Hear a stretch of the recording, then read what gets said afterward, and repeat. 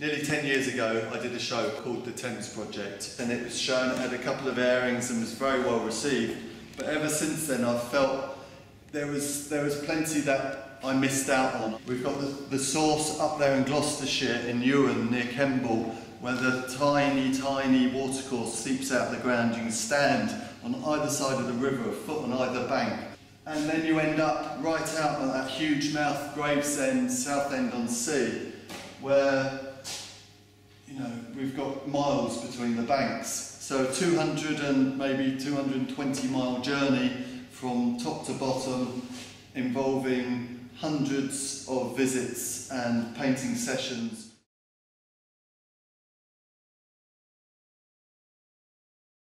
So it's a series of paintings, but also ceramics, sculpture, etchings, printmaking, jewellery, as well as works on paper and bigger canvases. So it's a sort of multimedia approach through this big body of work. So, I mean, if I look around, we've got two canvases over here. These are both studio paintings. One, a night painting, playing with the colour and all that intense sort of luminosity at night with the mad London skies you have up there as a result of all your light pollution. And then over here we've got the far more sort of tranquil approach, and this resulted from a week or so I spent on a narrowboat wandering up in the higher courses of the river, where it's that luscious green sort of Eden-like paradise, and me sitting on the deck of the boat doing scribble after scribble, little studies, works on paper, and then bringing them back, and then using my memory and those sketches to come up with a studio-based piece like that.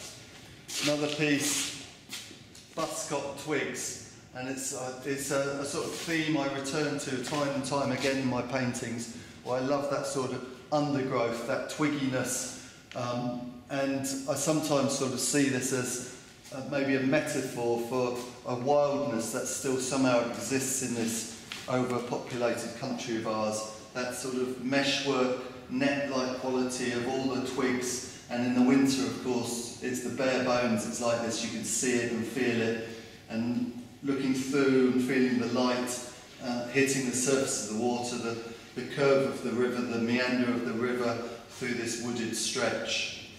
And then you have this piece, which I've chosen as an example of one of the bigger pieces in the show. We've got one bank here, we've got one bank here, where I'm sitting out on at the water's edge near Gravesend in the far east of this country, where the water merges with the North Sea in this great muddy, delicious soup.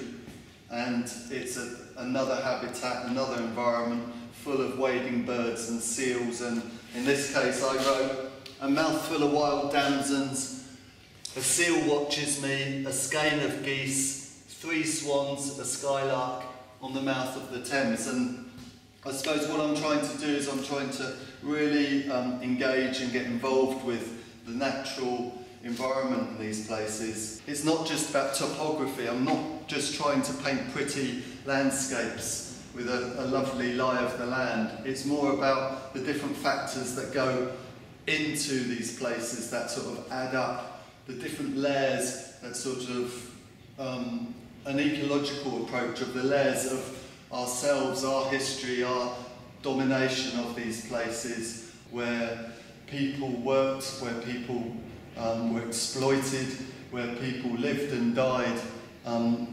This is a stretch of our country that has been so profoundly important in our evolution as a nation and as a people. And and then here, this is Runnymede, where the Magna Carta was signed back in 1200 and something. It's the place that supposedly our democracy and many democracies originate from, those early beginnings. So these are the sort of things that are feeding into my work, sometimes quite obviously and sometimes maybe a little more subtly. So the Thames Revisited, that's the new project of my work.